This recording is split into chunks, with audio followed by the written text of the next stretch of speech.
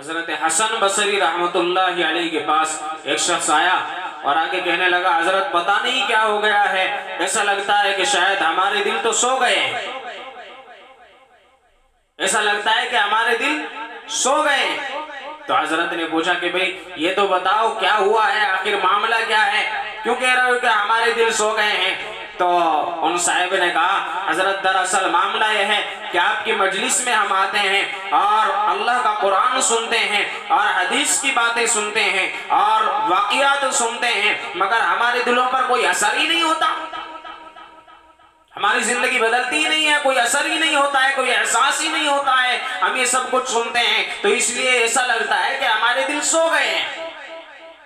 تو حضرت حسن بصری رحمت اللہ علیہ نے فرمایا کہ بھئی اگر یہی حال ہے کہ اللہ کا قرآن سن کر، اللہ کے نبی صلی اللہ علیہ وسلم کے احادیث سن کر اور جنت اور جہنم کا تذکرہ سن کر بھی تمہارے دلوں پر کوئی اثر نہیں ہو رہا ہے، کوئی احساس نہیں ہو رہا ہے، تو پھر یہ مت کہو تمہارا دل سو گئے ہیں، بلکہ یہ کہو کہ تمہارے دل تو مر گئے ہیں۔ اس نے کہا حضرت دل مر گئے ہیں، ایسا کیسے ہو سکتا ہے، آپ ایسا کیوں کہہ رہے ہیں؟ تو حضرت نے فرمایا ہاں بھئی میں صحیح کہہ رہا ہوں، اس لیے کہ اگر کوئی انسان سویا ہوا ہوتا ہے اسے ایک مرتبہ جگاتے ہیں جاگ جاتا ہے، اگر ایک مرتبہ بھی نہ جاگے تو اسے پکڑ کے ہلائے جھنجھوڑے تو وہ پھر جاگ جاتا ہے، مگر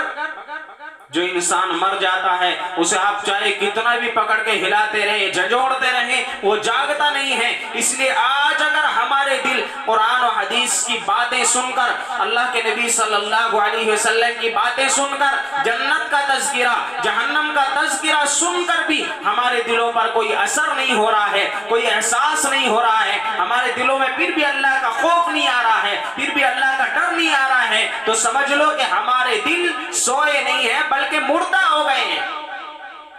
اس لیے کہ اگر ہمارے دل سوئے ہوئے ہوتے تو ہمارے دل اللہ کا قرآن سن کے جاگ جاتے، اللہ کے نبی صلی اللہ علیہ وسلم کی حدیث سن کر کے جاگ جاتے، جنت کا تذکرہ سن کر کے جاگ جاتے، جہنم کا تذکرہ سن کر کے جاگ جاتے، اللہ کا خوف آ جاتا، اللہ کا ڈر آ جاتا، مگر آج ہمارے اوپر کوئی احساس نہیں ہو رہا ہے، کوئی اثر نہیں ہو رہا ہے، اس لیے آج ہمارے دل مردہ ہو گئے۔